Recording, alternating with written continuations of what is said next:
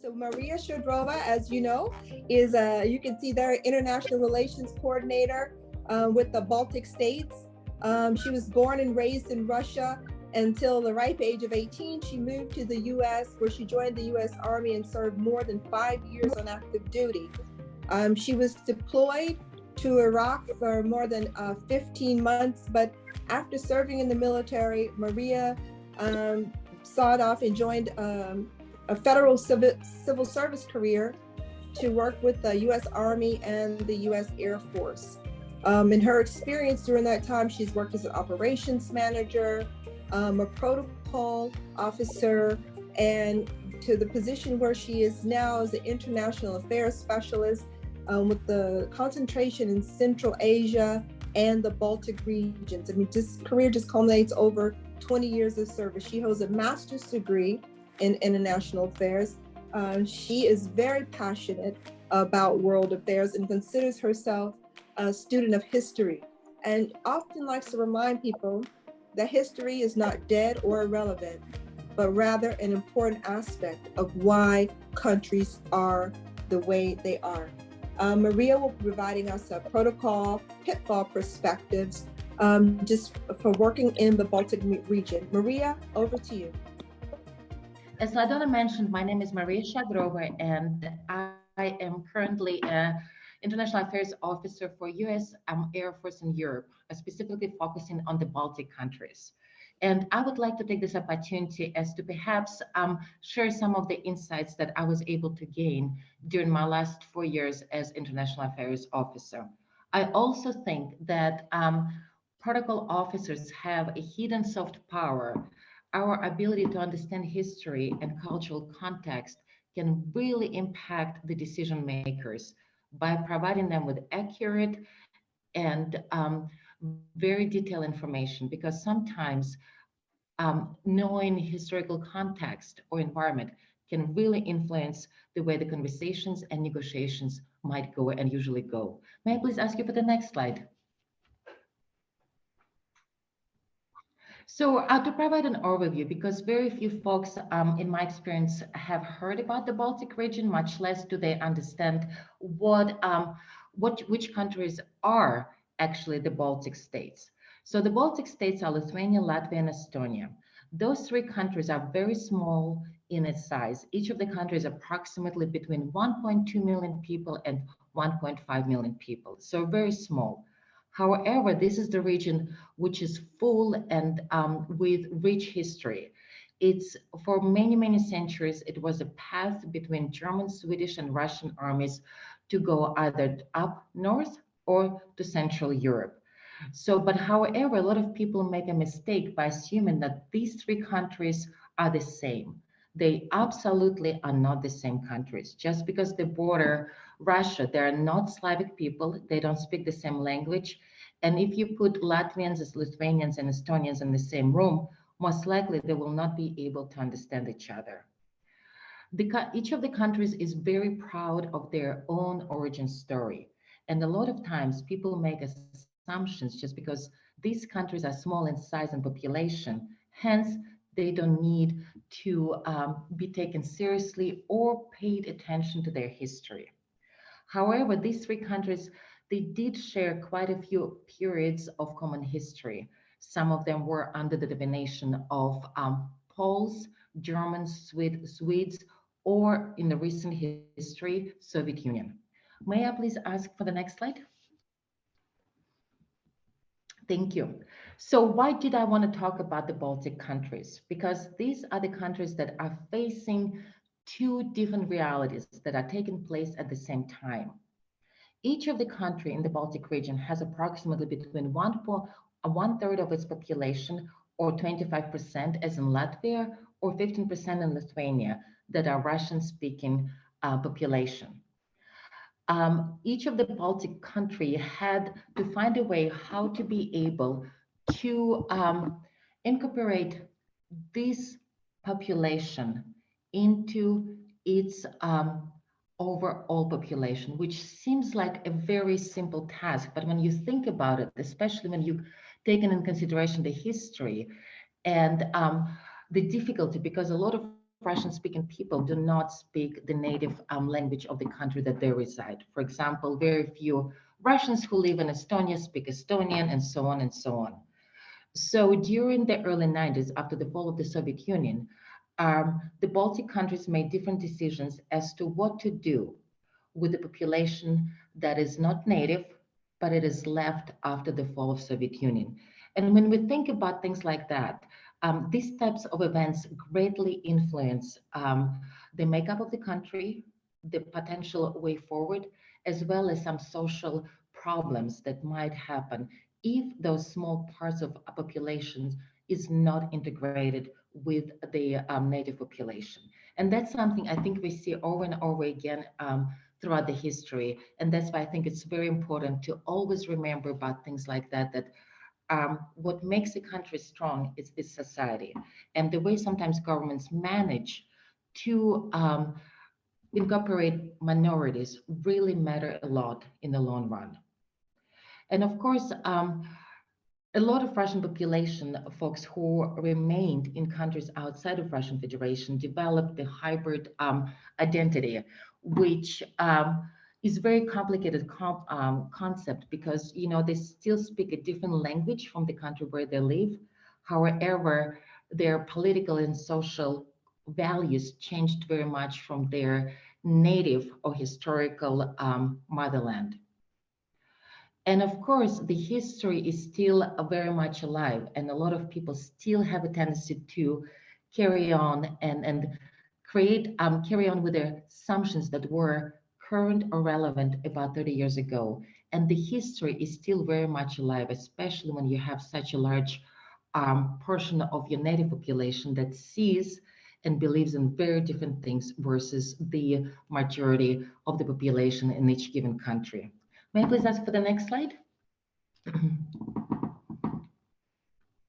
So Baltic states point of view. I think very often in different negotiations, we forget to understand or maybe appreciate the other side point of view.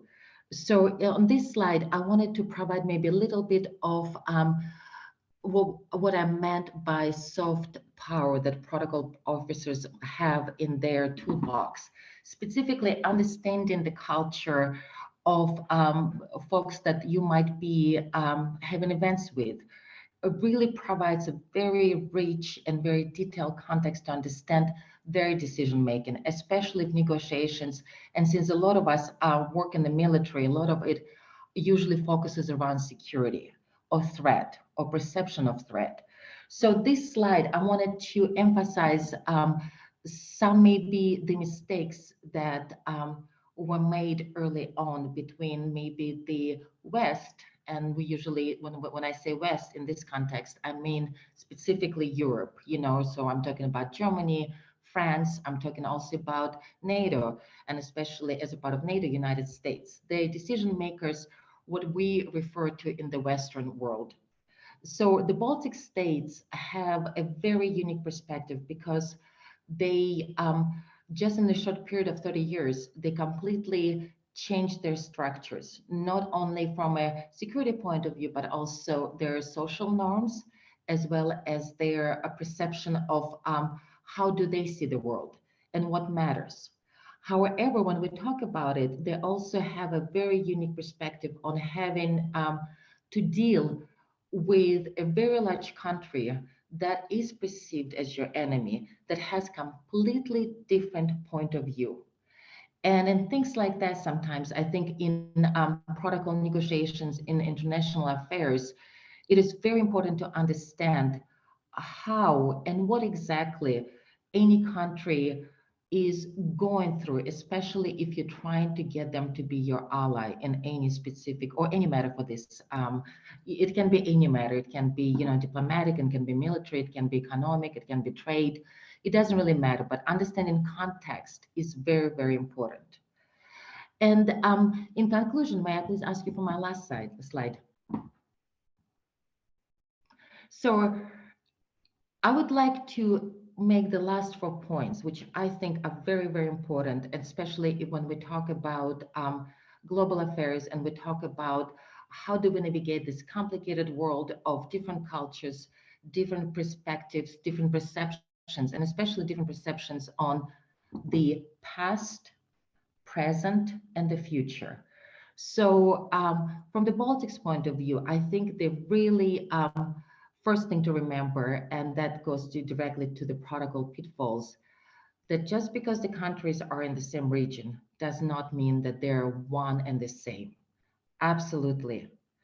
And then the second point is that I also would like to emphasize that Baltic states might offer a good case study on how to integrate minorities into society who do not speak the same language and carry negative perception because of recent history and ethnic stereotypes. And I think we all can probably look back in history or even recent history or even present when we see and a lot of societies dealing with these issues. Baltic states can teach whole community how to navigate and coexist with a neighbor that has completely different set of values and sees the world from a vintage point that is so different and sometimes feels that it is about 100 years behind. And my last point is, I also would like to emphasize that Baltic states' experience might provide a good starting point on how to reestablish relationship with Russia when the time comes. Because even in the last 100 years, Baltic states had to do it over 3 times in the 20th century alone. They had to do it right after the fall of the Russian Empire, then during the short period of independence, and then during the Soviet occupation.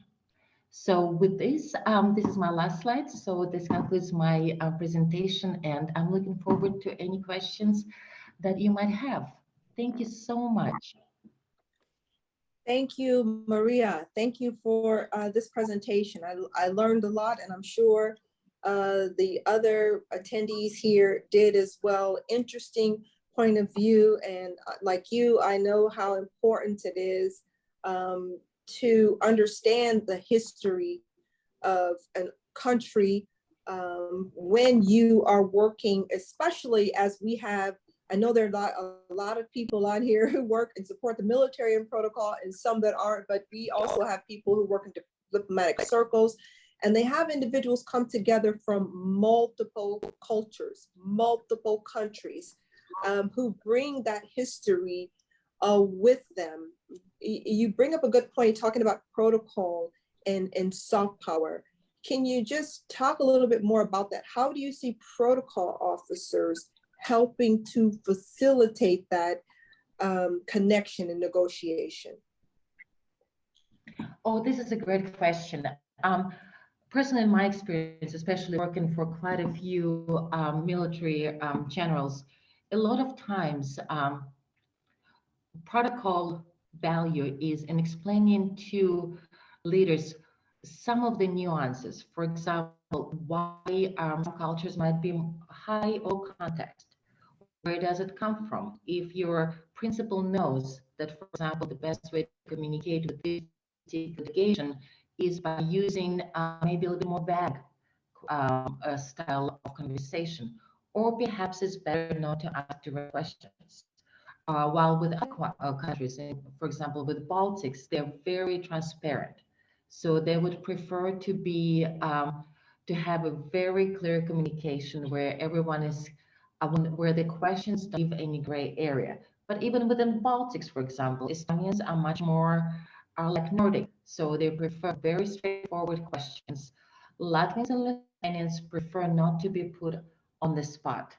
So when we had to communicate or have negotiations with Latvians and Lithuanians, it was always better not to ask direct questions or to ask for a decision right there on the spot. So I can give you many, many examples like this, but that's probably one of the key points that I would like to make right now. Thank you. That and really good points. You talk about high context and low context, and that is something that comes. I'm sure again, all of us in the protocol field and some who are not can understand that. Nicoletta or Patricia, any other questions? I'm looking through the chat. Do any of you have any questions or comments? No, I don't have any questions. Just to say it's interesting. I learned from it. Yes, I would like to join and Thank you. say thank you so much for the great presentation and the insights. I was very interested to learn about these countries. I took travels to the Baltics, and it was a very nice perspective that you shared. Thank you very much.